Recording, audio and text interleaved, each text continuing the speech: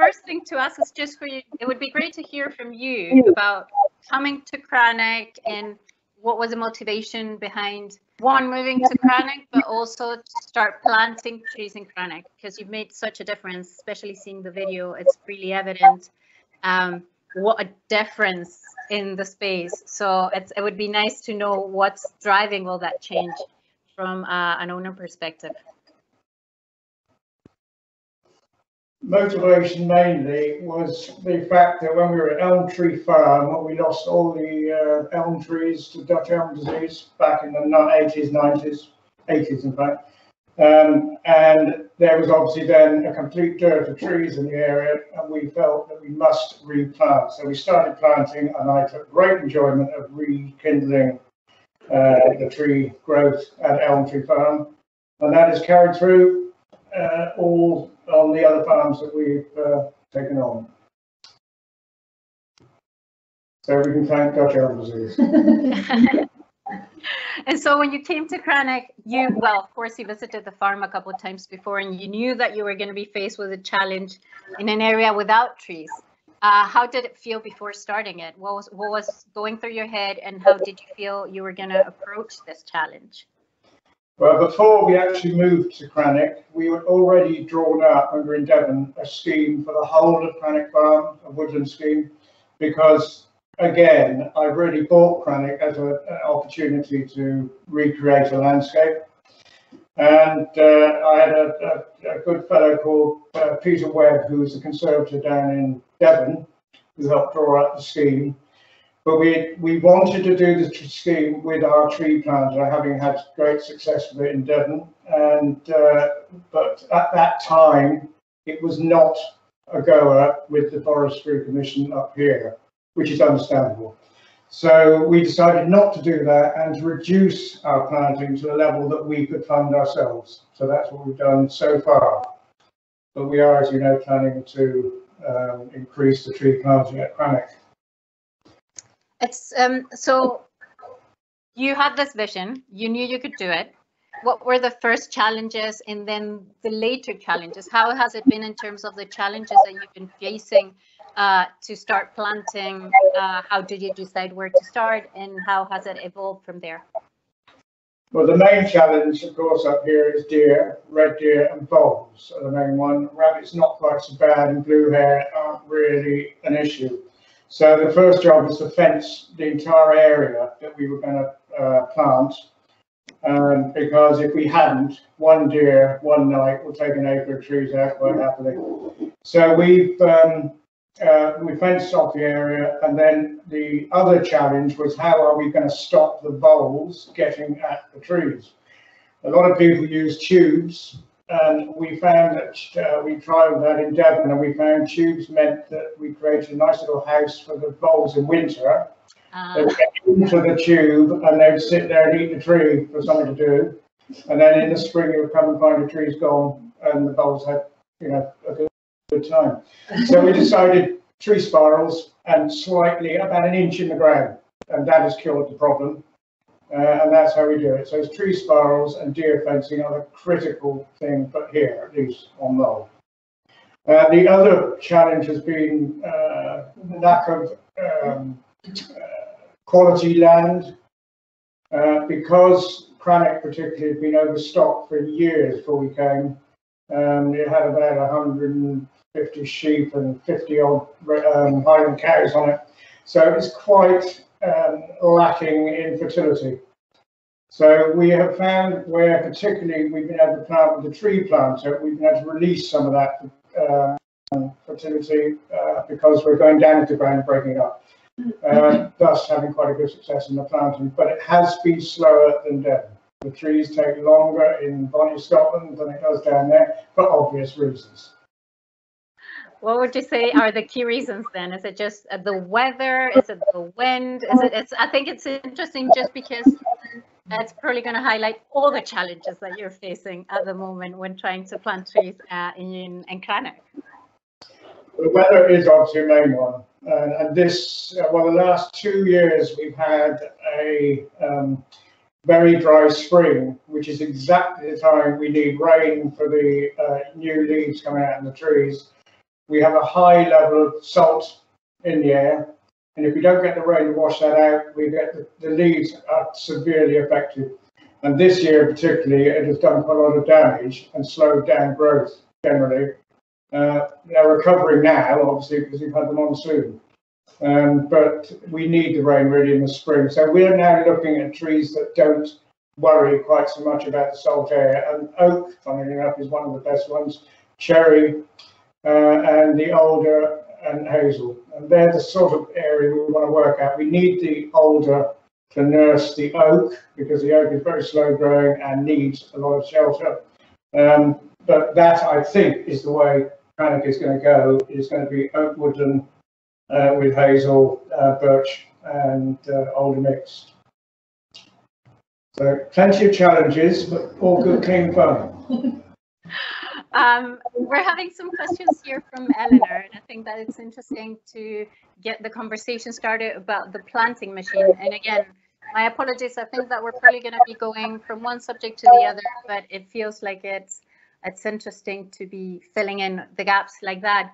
And Eleanor, having watched the video, asked, how well does the planting machine cope with stones?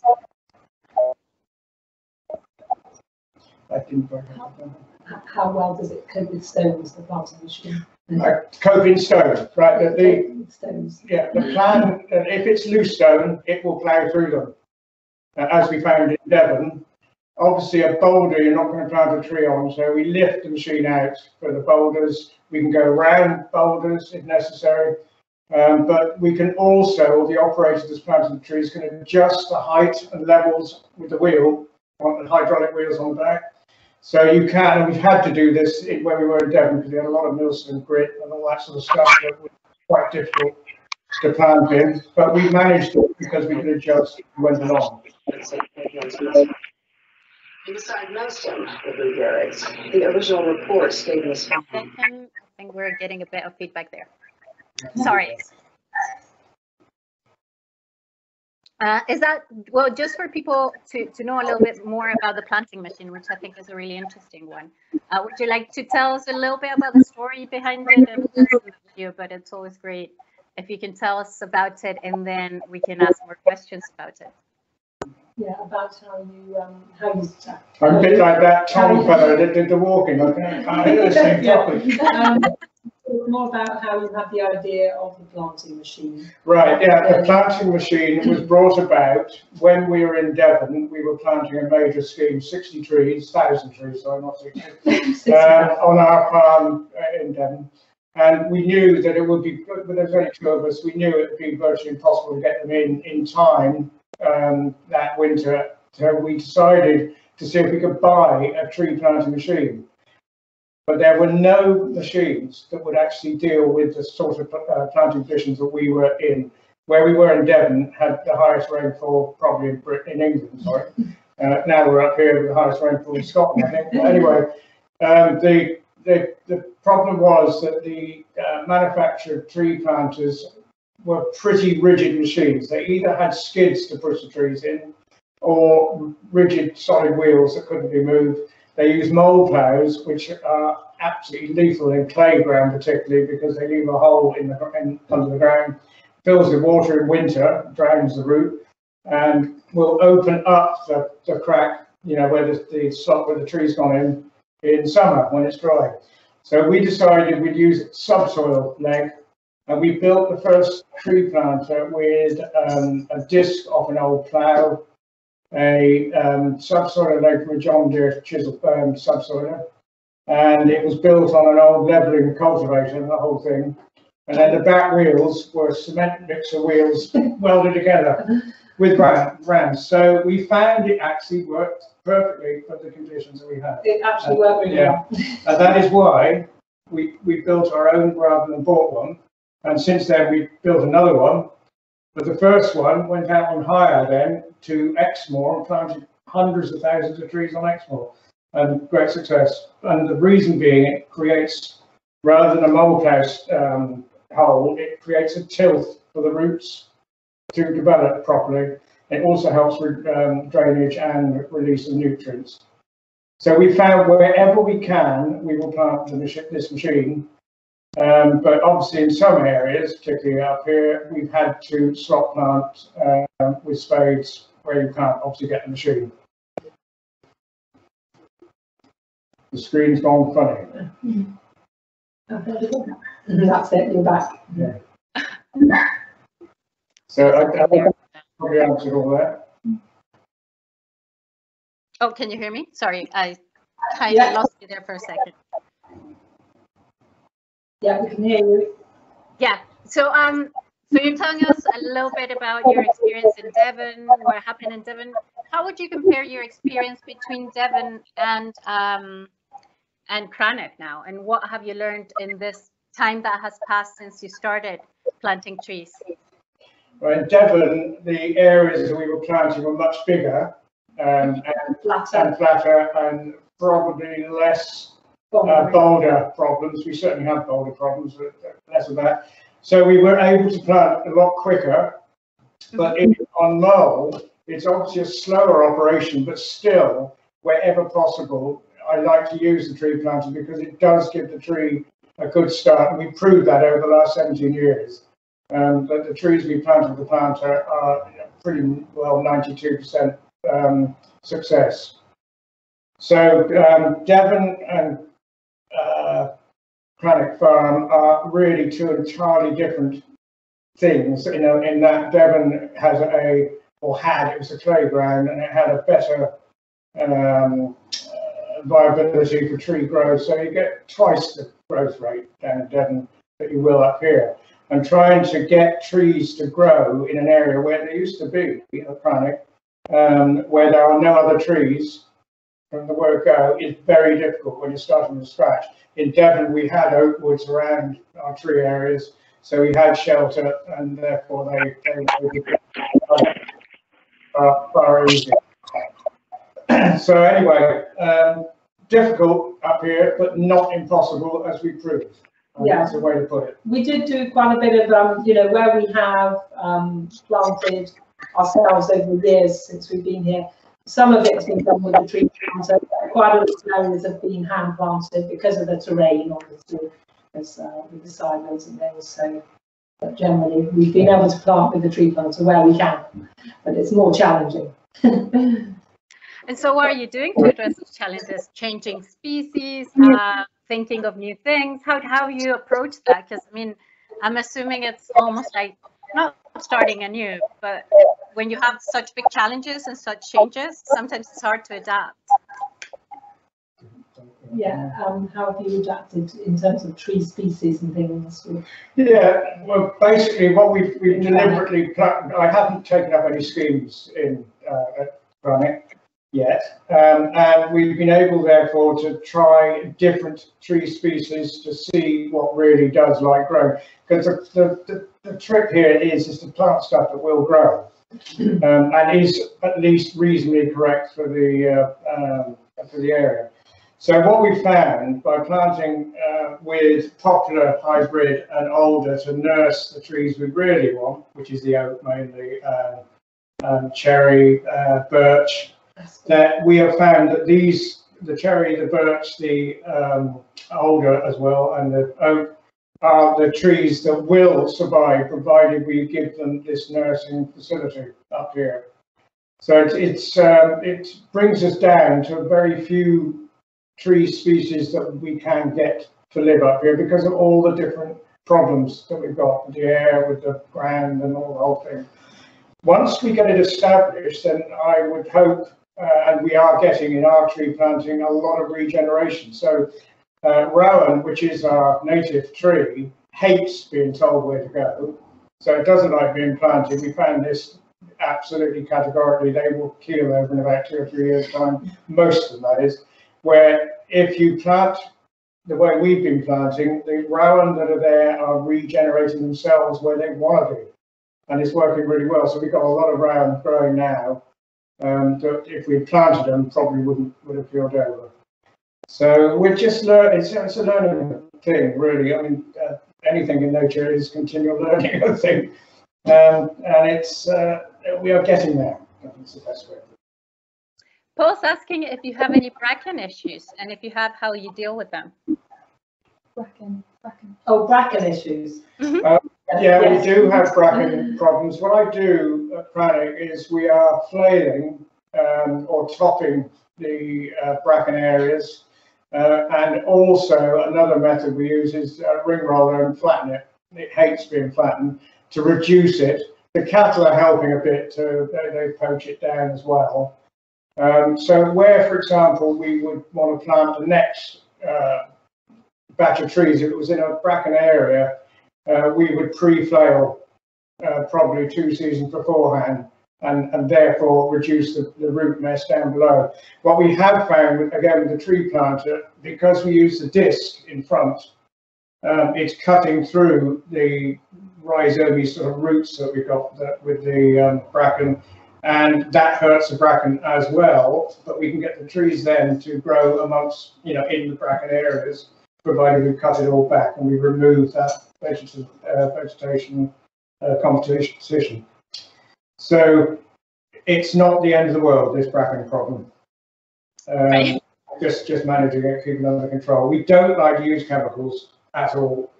We're trying to be as organic as we can be. That's great. That actually leads us quite well into Nessa's question, who's asking if you're doing anything specific to improve the soil. And I guess that also goes to what kind of soils do you have and how do you adapt to them? Are you doing anything specific to the soil, to prepare the soil? No, the only thing we do is flail cut. Sorry, I'm not hearing this very well for 2 reasons. I'm trying to get one here, but more than anything else, the sound isn't that good. Anyway, the nuts and bolts is that we flail beforehand where the trees are going to go, if required. Now, a lot of the tree planting that we've done so far has been in ground that we've moved because of developing a pond or whatever. So they're going into a sort of semi-tilt already. But when we do the next scheme, if I use the tree planter, that will create what I want, but it's underground I'm after. It'll create the tilt for those roots to develop and get into the ground properly. So we don't do any sort of rotivating. We don't want to do any rotivating on the top. We're trying to do minimum soil damage, basically. That's how we're trying to do this thing. So we're not sort of creating a lot of digging. Do you find that after a couple of years of regeneration, both because of your planting and just by letting nature take over, is there any change on the soils, or is it too soon yet to know? Since we've done our tree, started this tree thing, we've created a good draining media from using the correct trees, like we've been using willow and poplar, and alder, of course. So we're sort of drying some bits, but of course where we don't want to be drying is the peat areas. That is left unplanted and therefore can remain wet. But what we are doing is bringing back land that was basically wasteland and turning it into something that is useful in the form of wildlife habitat and shelter and all the rest of it. So it's without doubt, because of the reduction of stock and the way we've been planting the trees, we are improving the soil base. I didn't see. And what's the impact that you've seen? You're mentioning biodiversity, and the animals are coming and the plants are coming to your farm now, thanks to all the trees that are being planted and the improvement in their conditions.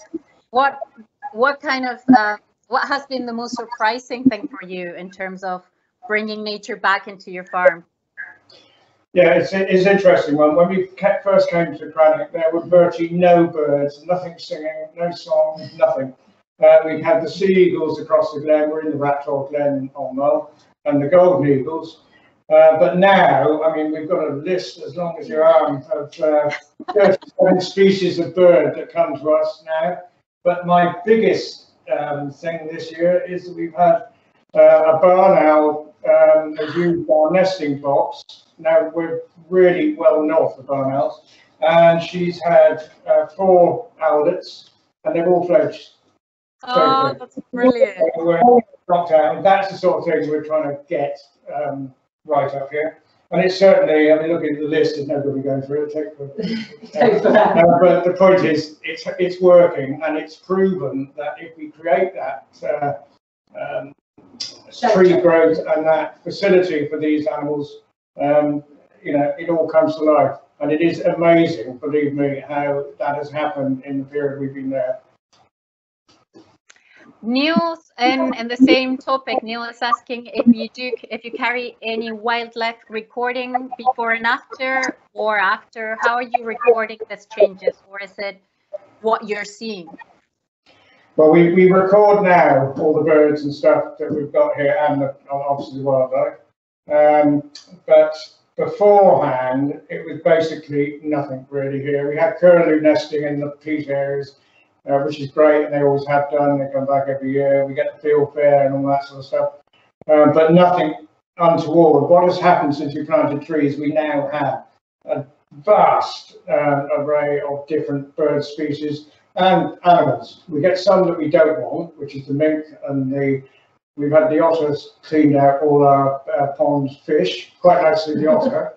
And he wiped out a few of my guinea fowl last winter, but the mink are the problem. We have had troubles with that, but apart from that, we get the red deer on the areas that we don't fence, and we do get the odd blue hare, mountain hare, quite a few rabbits, but mostly it's birds at Crannich. And bluebells, and orchids, plenty of flowers. Primroses, or obviously where we fence, deer fence. Yeah. Well, that's the other thing. Cattle and sheep down in numbers has allowed the orchids and all the flora to absolutely excel. So we have a vast array of flora as well as the animals. And it's all really caused by putting nature back in the ground again. Best way of putting it, I think. That's beautiful. Henry here is asking, how are you sustaining wind damage to older plantings, and if there's any major disease issues that you're seeing? Right, with the younger trees, they're all spiraled and caned, but as they get older, we found, for example, with the horse chestnut, which we quite like, unless that's in a very sheltered area, it is very brittle and very susceptible to wind, and all our chestnuts this year had terrible leaf damage from the wind that we had in the early part of the year. So wind is an issue, but it's a bigger issue with the lack of rain when the leaves are delicate in the spring, and the salt air on Mull is probably the worst on all the islands for some reason. And it is hammering the young plants. So not a lot we can do about it. We've just got to study which ones are the most or the most likely to survive. We haven't lost any trees yet, but it could easily happen, I think, if we keep having these dry springs. This actually leads us to a question that Eleanor had asked a little bit before, and it's how long do you leave the spirals on the trees? Right, the spirals they biodegrade, so quite often I will leave those on the trees until the girth is about sort of 4 inches, so it will spread with the tree, but normally the tree will just spread itself. And they just disintegrate. We use a clear, fast degradable spiral, but it is absolutely crucial to put these spirals on and put them in the ground a wee bit so the voles can't get at them, because the voles really have been our biggest enemy. They are the arch enemy. So we've got 4 cats that keep an eye on them, but they can't keep up. Of course. They look so cute, but yeah, you do need an army of cats. I think that an interesting topic to touch upon before we go to Iona and Hazel. And again, just do remember that this does not mean that we're over with the questions for Sam and Robin. We're going to keep on asking questions. But I think that it would be interesting to know about your diversification strategy and how the trees play into it. You've managed to create a very successful diversified space where people can come and enjoy nature as well. And I think that that's, in that sense, if you've not put those trees there, it would be really hard. How do you think the trees align with your diversification strategy, or the other way, whether the diversification strategy needs to be there for the trees to keep on growing? Well, with the diversification in the form of the campsite and the static caravans for holiday letting, the trees are absolutely vital with our sort of scheme. We wanted a planned operation that spread everyone out. We didn't want rank and file camping of any sort. So what we've done with the campsite is actually built it around the pond that we've done there. And they're amongst the trees, so they're not. It sort of blends in to the area. And most of the people who come and stay with us, they sit in their caravans and watch the eagles and the birds that are enjoying it as well. So it's quite important not to have a bland sort of site. We've created a site with interest, so people like to come and sit there, but they're not next door, too close to the next person. So it's quite good for this COVID-19 thing, because although we're not open this year, because they are quite far apart. And with the static caravans, they're also based around a pond, which has got ducks on it, wild ducks that is, and again landscape, as you can see on the film and on the photos. Yes, it does give people more privacy, I think, in terms of the holiday caravans, the way we've laid all that out. People feel they've got their own sort of garden areas and space, and with the campsite, it also provides quite a lot of shelter, actually.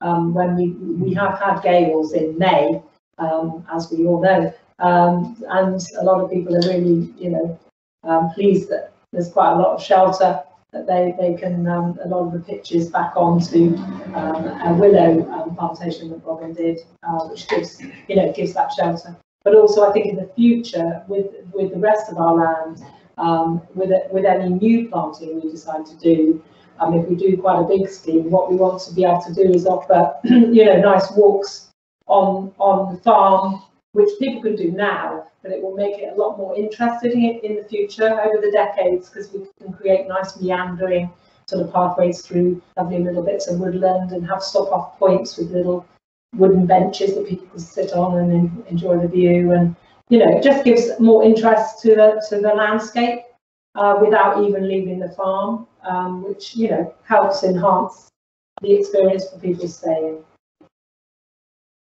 That sounds great. I'm going to suggest that we give Hazel the main spot now for a wee second, so that she can present her information about the schemes. Then it will be Iona, and as I mentioned, we have still a couple of questions coming from the audience that I would like Sam and Robin to answer, but also so that we make sure that we have enough time if somebody wants to ask questions about schemes. So I'll be sharing the screen to put the presentations on. We're going to start with Hazel. So Hazel, if you want to unmute yourself, and we can start doing this presentation, and you can tell me when to move them around. Thanks, Anna. Well, unfortunately, my presentation isn't quite as exciting as Robin and Sam's video. It's possibly quite boring, but then Forestry Grant Scheme is possibly boring. Could you put the next slide up? Did it move? It looks like it takes a little time to upload. Let's see if I redo it, what happens. Woodland creation, share. There we go. That's always the case with this thing. Okay, the next slide is about why people want to create Woodland Sam, and we have discussed that it was to help diversify their farm and for landscape benefits. Other people may decide that they would like to create shelter for livestock. They might decide to expand an existing woodland area, which Robin mentioned can be beneficial. If there are trees there already to provide shelter, then it makes sense to have a look at it and say, well, obviously they quite like being there, so it makes sense to expand them. It could be that it's a piece of land that you're not using, and you want to add value to it.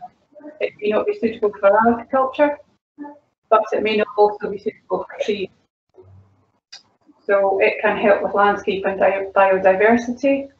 Again, Robin and Sam spoke about an increase in wildlife coming to their farm, apart from deer, which are common in lots of places.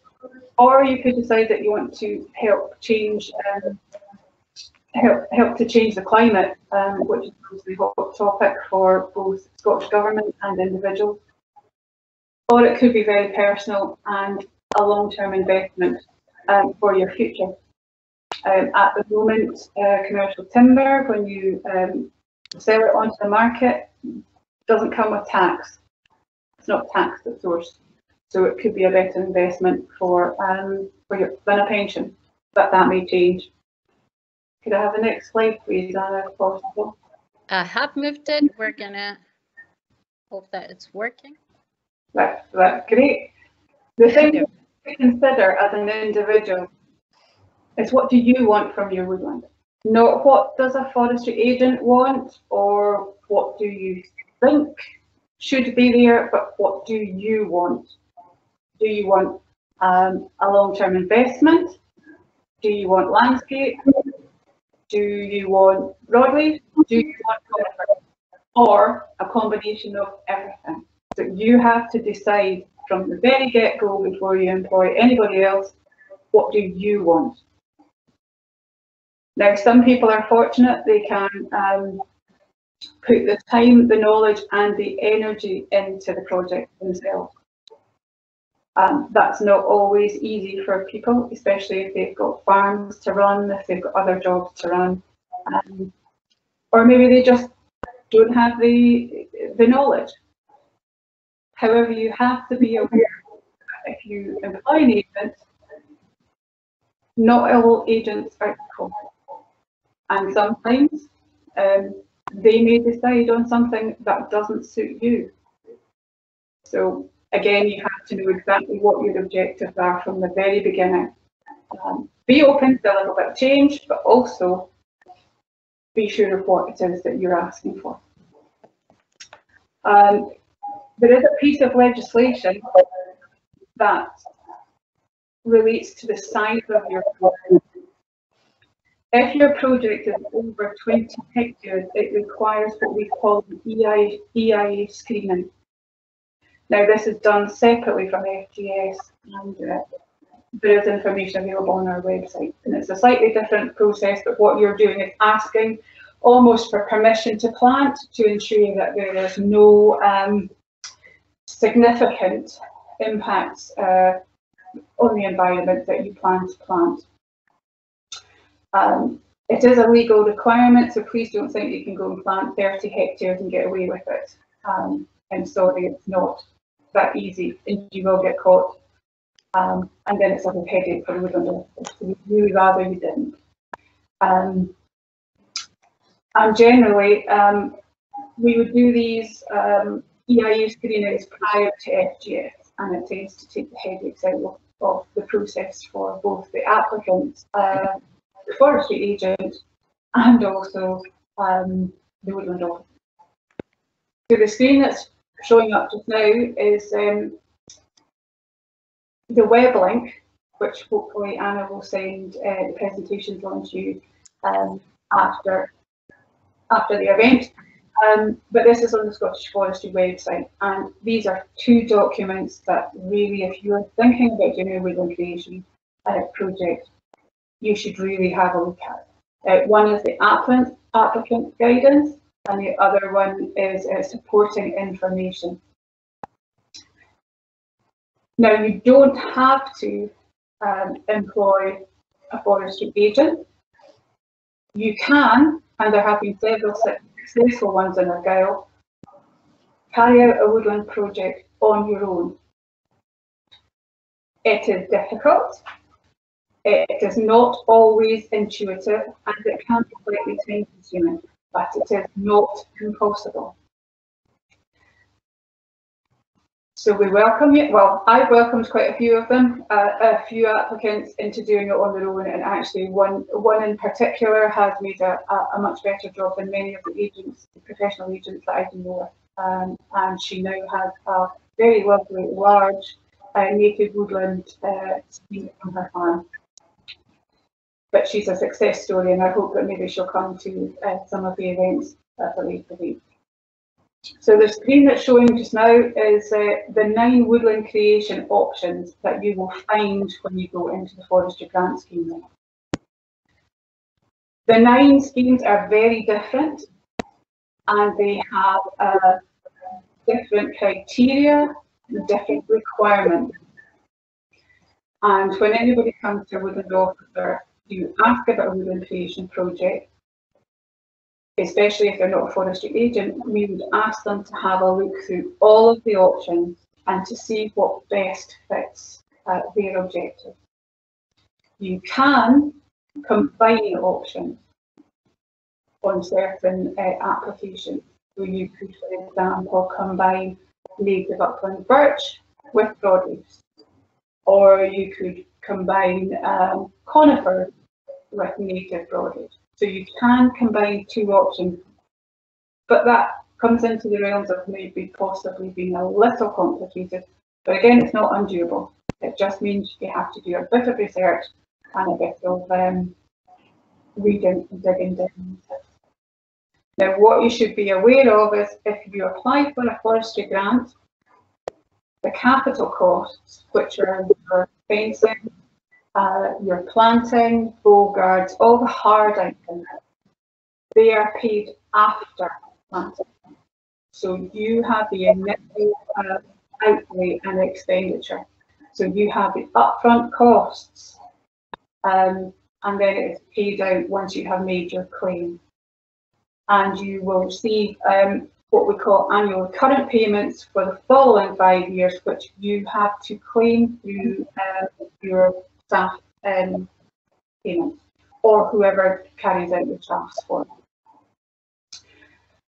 What you have to bear in mind and remember is the contract between Scottish Forestry and yourselves is with you. It is not with your agent, it is with you.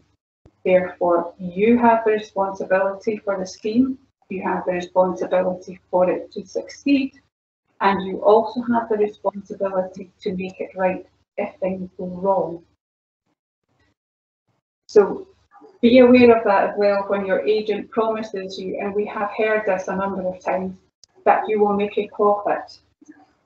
That profit can sometimes become a very big cost. So be aware, be clever, and be slightly cynical, because the contract is a 20-year contract. Not that I want to put you off it, because it is a good thing, and it is valuable that you can actually get money and get a good scheme, and it does help you. This is a slide that I've put up. It's called Keeping Trees, and it's one that is designed specifically for farmers who still have, I know it says upland farmers there, but it does include highland farmers as well. It's designed specifically for a business that still wants to keep sheep as part of its business, but also to be able to expand and diversify and to be able to have a commercial planting. It's aimed at the conifer option and a diverse conifer option. But it also gives you the opportunity to be able to access what we call an infrastructure grant, which lets you create the roading into a commercial block, which helps you both manage your farm and also your new woodland, and will give you an investment for through a commercial plantation. Can I have the next slide, please, Anna, if you don't mind?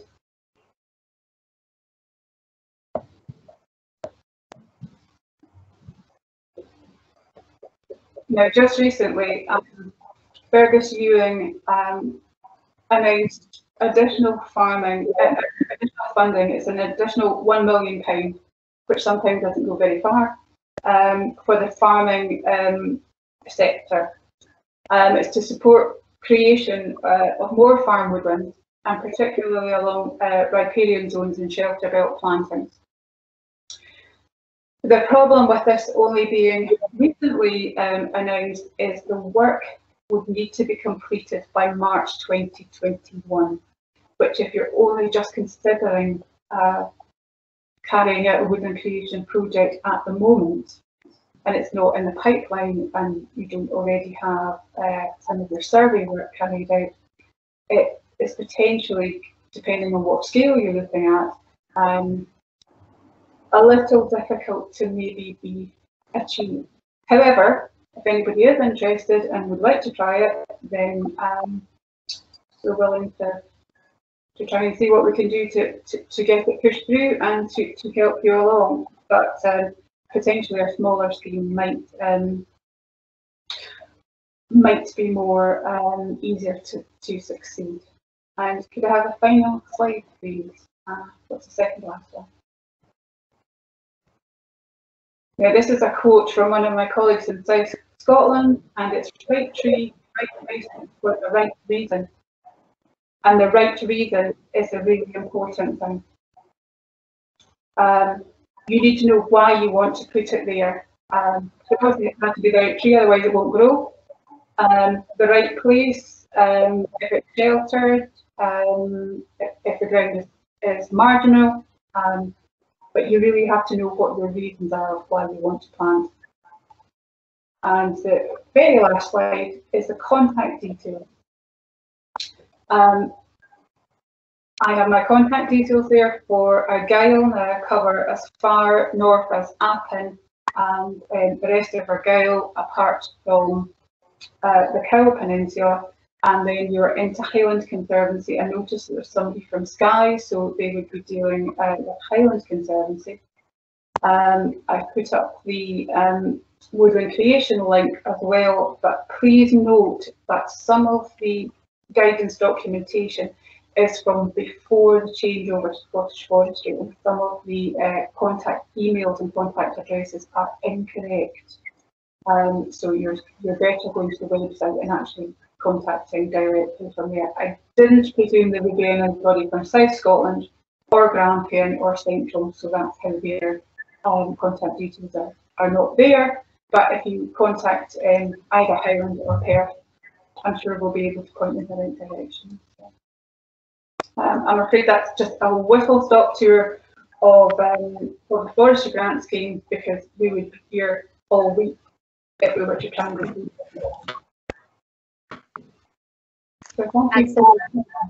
Oh, sorry, go ahead. That's me. That's really great. Thank you so much, Hazel. People were asking if we could share this information. We will be sharing it in the follow-up email. And if you have any questions, please ask them. Eleanor is asking, is the funding announced as an additional payment is on top of the standard FGS grant? It is.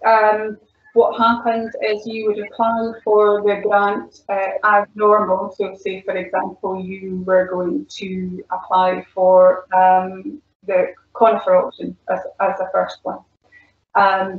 Then it's in discussion with your woodland officer, and it's targeted. You have to be a farmer, and your business has to be registered as a farmer or a crofter in order to qualify for this additional funding. So it's almost the rates which are on the website, and there's an additional top up on this. But if you think that you can, or you think you're interested in woodland creation, and you think you may be eligible for this top up payment, then please contact your local conservator. We'll go through it in a bit more detail. It's easy, because each person will be different, and each person business will be different. So, and timescales are tight, unfortunately. We're hoping it, well, hopefully it might be extended, but that's not my decision. Thanks. Jan Jocelyn just shared the link. I'll make sure to include it in the follow-up email, so don't worry. And because we've not talked enough about schemes, we're going to Iona, who's going to tell us about the Woodland Trust scheme. Let me share this. And Iona, you can unmute yourself anytime you want. Yeah, I'm unmuted. You are muted. Well done. And let me just check this so that we don't have any spoilers. There we go. Okay, well, thanks very much, Anna. Well, my name's Iona Hyde and I work on the Croft Woodland project team at the Woodland Trust. I'm just going to rattle through a few slides just now about basically the background to the Croft Woodland project and the kind of services that we provide. And I think my colleague Eleanor Garty is also on this today too, so you've got the benefit of both of us, hopefully, if anyone has any questions. So we'll go on to the next slide. So basically the main aim of the Croft Woodland project is to support woodland creation and management at all scales and basically to provide a range of benefits. So we have size is not an object to us in terms of our scale is not an object to us in terms of what we are prepared to provide advice and support on. So we're really looking at the smallest shelter belts and by up to large common grazing schemes. Now our key audience is crofters, common grazings and smallholders, and the project operates throughout the whole of the crofting counties in Scotland. And really what we are trying to aim to do is to engage crofters and smallholders directly in planning and delivery of their own woodlands. Okay, next slide. There we go. Let me know if it's not changing. It's not changed for me. I'll reload it. Oh, there we go, that's it. So the project was originally set up in 2015 in response to a study that was commissioned by what was Forestry Commission Scotland and is now Scottish Forestry, that identified a number of barriers from delivering new woodland creation schemes on the ground. So as you can see from this slide, the project very much benefits from being a partnership. And while it was originally set up for 5 years and the first phase of it ended in June 2020, funding's now been secured to run the project for a further 5 years. And just on the funding thing, I mean, the main funders are obviously the Woodland Trust, but in the Western Isles it's completely funded by Point Sandwick Trust, and Scottish Forestry also make quite a significant contribution. Next slide, please. There we go. So this is us. This is the Croft Woodlands Advisory Team. We have our project manager, who's Eleanor Garty, and we've also got 3 area project officers. So Viv Halcrow covers the Western Isles. I cover Argyll and Lochaber, and the project's officer post in Highland is currently vacant, but hopefully not for long. And within Shetland and Orkney, it's delivered by two of our partnership projects. So that's the Shetland Amenity Trust and the Orkney Native Woodland Project. Next slide, please.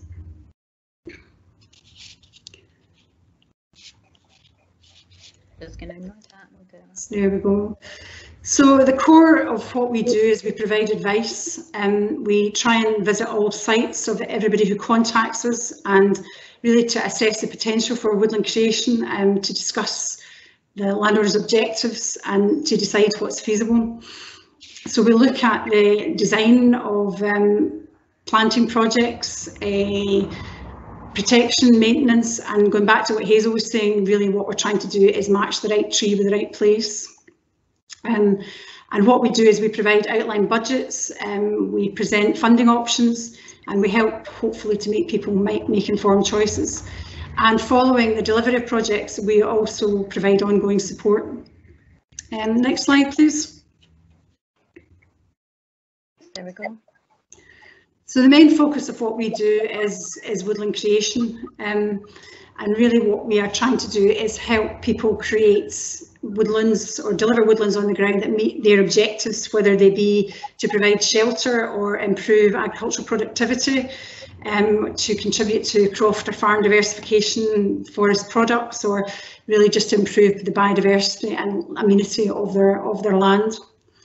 Next slide, please. So although woodland creation is our main focus, we do try to take a holistic view of any holding that we visit, and so we do also provide advice on woodland management. Next slide, please. So just a quick slide here on funding. So for schemes that do meet the Forestry Grant Scheme funding criteria, we are able to engage a forestry consultant to prepare and submit an application on a crofter or farmer's behalf. And for that, we pay 80% of the cost, and hopefully expect that the landowner will contribute 20% of the cost of that. Next slide, please, Anna. So for those of you who are maybe not so familiar with the Forestry Grant Scheme and how it operates, the Forestry Grant Scheme essentially pays in arrears. So once you have an approved contract, you have to deliver the scheme on the ground and then you claim your grant. Now, for a lot of people, particularly crofters and smallholders, that can be a bit of a showstopper. So one of the things that we are able to provide is an interest-free loan, and this is provided in partnership with the Highland Small Communities Housing Trust. Now, loans are only available for approved FGS contracts, obviously, and it's up to a maximum of about £6,000 per scheme. Now, it's also a limited pot, so it's a kind of a first-come, first-served basis, but it's made a big difference for the delivery of a lot of schemes, particularly in the Western Isles. Next slide, please, Anna. So as well as helping with access to the Forestry Grant Scheme, the Woodland project also provides woodland creation through the Woodland Trust's own scheme, and that's Moorwoods. Now, Moorwoods is a very flexible scheme. It's very easy to access. And the minimum area that we can fund through the Woodland project is about 0.1 of a hectare, which is about 300 trees, up to a maximum of about 2 hectares, because generally speaking, anything beyond that is probably better financed through the Forestry Grant Scheme. What we tend to do is to try and pick up these smaller schemes that are not eligible for Forestry Grant Scheme, and that's what we try and fund. Now, as well as Moorwoods, we also have a hedgerow creation scheme, which is called More Hedges, and that essentially operates much the same way. We pay for 60% of the plants, the trees, the guards and the stakes, and we invoice a crofter or farmer for the other 40%. Next slide, please. So just to sum up the financial support that's available through the Woodland project, we can provide agent fees for applying for FGS up to about 80%. Woodland project Moorwoods, we provide 60%, or we pay for 60% of the trees, stakes and tubes, and the Woodland project More Hedges is about the same. Now, the minimum for that is about 100 metres and the maximum is about 200 metres. Beyond that, we would probably direct it through our standard More Hedges scheme. And normally over 200 hectares, we also would expect it to be in association with some woodland creation project as well. Next slide, please, Anna. So the other thing we try and provide through the Woodland project is training, or access to training and support. Now, we generally do this through partnership working, so obviously such as today with Soil Association, but also with Argyll Small Woodlands Co-op, Scottish Crofting Federation, Farming Advisory Service, and various other partners as well.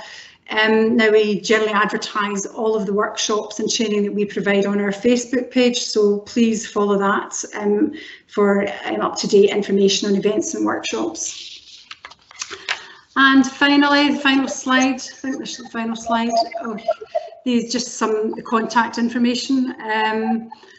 So obviously, if you contact Eleanor at the moment for Highland and the Northern Isles, Viv in the Western Isles, myself and Argyll in the Lochaber, or if you're not sure or you just have a general inquiry, we do have a general inbox. So if you go to just send it to the Crofting at Woodland Trust. So, and that's me. That was great. Thank you very much. I know that I didn't know an awful lot of things, so that was really useful for me as well. And Jill saying that you can recommend more woods, and thank you for all the help. So thank you, Jill. Someone very happy about what you've done. I'm not sure if someone has more questions about the grant schemes. You can think about them and send them either now or afterwards.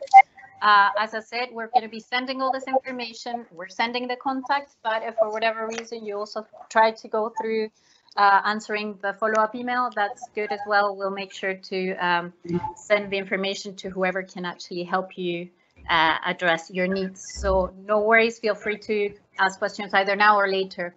But I think that there's still a couple questions that we would love for Robin and Sam to answer. And I think that we're getting to the end of the event. We have about 10 more minutes. So I didn't want to finish without asking you, based on everything that we've seen in terms of costs and everything, so far you basically self-funded all this, all that you've done. What are your plans for the future? We're hoping that we can create a new oak wood on an area that actually is Oak Ridge. On Crannich, it's about 11.5 hectares, and that we would hope we would get, or we could do on our forestry scheme to fund that, because there's quite an extensive amount of rear fencing to be done, and work on the whole site plus the planting. We also want it, through the middle of this site is the old original drove. They used to drive all the stock from the islands and this island to the ferry points. We want to rekindle that so people can actually walk the old drove on. So the plan is that's Mark 1 to do that one, and then if that is done, we then might expand on that within Crannich. But the main thing I'm really keen to do is to get the oak woodland base back here, which is where what was here before the pit props and wooden boats were made. So that is the plan, and I hope that will be. It depends on how we go about the grant situation for next season. For next season, preparing next summer. That sounds great.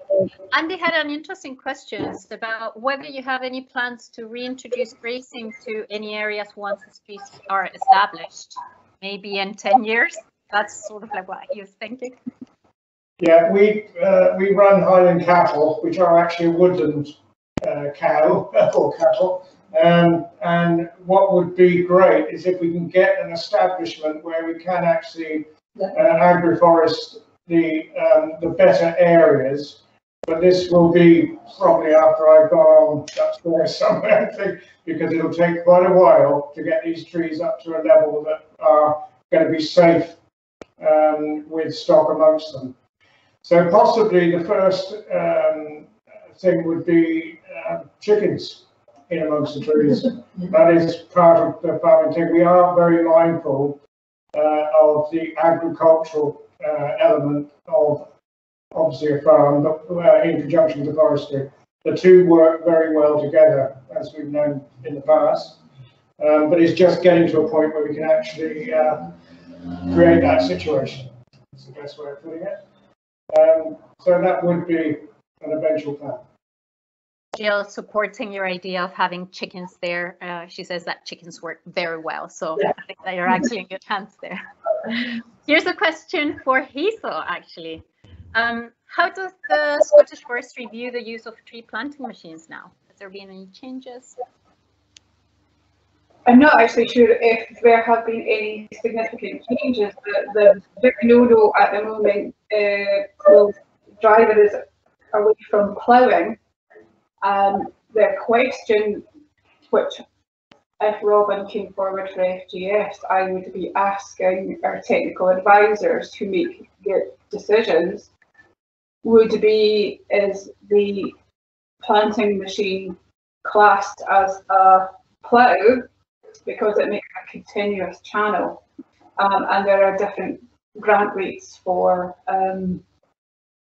ploughing and for what referred to as hinge mounding, or screed planting, where there's not so much soil disturbance. Robert's one fits a little bit in the middle between a conventional plough and conventional mounding and ground preparation, so it would be quite nice to see what the technical advisors' decisions are. So if the scheme comes forward for depending, it won't be big enough at the moment for EIA determination, but if it comes up for FGS, then it will be interesting to put that question to National Office, because it's fallen between the cracks in the pavement, because it's neither one nor the other at the moment. So, and yes, I would agree about hen being quite good. They do get pine weevil. If you have pine weevil, they seem to be quite partial to them, and they don't do such damage to your young trees. So, yes, but if you put cattle in before they're too big, then that's a bit of a no-no, and cheaper even worse. Perfect. Ness is asking about pine marten predation. I'm not sure if that's in relation to the hen business, because she was also asking about the hen business that you would be considering. I'm not sure if anybody has any opinions on pine marten predation and hens, I guess. Oh, here Jill's answering. Pine marten are worse once the trees are established, but young plantations are too open and crossland. Have you seen any pine martens in your farm, Robin and Sam, or are you not sort of like going through that? I haven't seen any pine martens on the farm there. Not yet. We've got almost still a day there, except we haven't seen the pine marten. It'd be great to see them, but I'm not entirely sure whether it will be a pleasure for the birds that we've got there. No. No, not yet, but apparently there is pine marten activity at Tobermory. Perfect. Well, we'll keep an eye to see when you actually start getting them and inform all the poor hens around it. There's one topic that I wanted to touch briefly upon, and this is us closing the event. So first of all, thank you for everyone for being amazing speakers. This has been great. But I know that this is a topic that's quite dear to Robin's heart, and it's all about carbon release and carbon credit and the Carbon Woodland Code. I just wanted to ask Neil if he wanted to come on and say a couple words about the event that's happening, not today, but tomorrow. I know that they're having an event trying to explain the Carbon Woodland Code, and I think that might be interesting for everybody else to know. Again, I'm happy to send that information in a follow-up email today. Okay, thanks, Anna. Yes, we've got Vicky West from Forestry, who is doing a very short presentation. Our webinars aren't as long as this. They last probably about an hour. So it's an introduction to the Woodland Carbon Code, and we're hoping they're going to focus on the Carbon Code as it relates to small woodlands, because a lot of emphasis in the past has been on larger plantations and so on. But so that's the brief. Unfortunately, the event is fully booked now, so we don't have any more places. But if there's interest, we can certainly hope to run another one in the future. I think there will be more kind of early days in a way for the Woodland Carbon Code, but there's certainly going to be more interest in the coming months and years. So I think we can certainly run more on that. But we are running one, just to let you know, on the 27th of August on biochar. So anybody interested in, for example, looking at how we can improve the nutrient regime in poor soils, that's one use of biochar, and we have a person from Caledonia University looking into giving us a presentation on that. So that's, if you're interested in that, that'll be going out tomorrow. look on the Co-op's website and you'll be able to get information on that as well.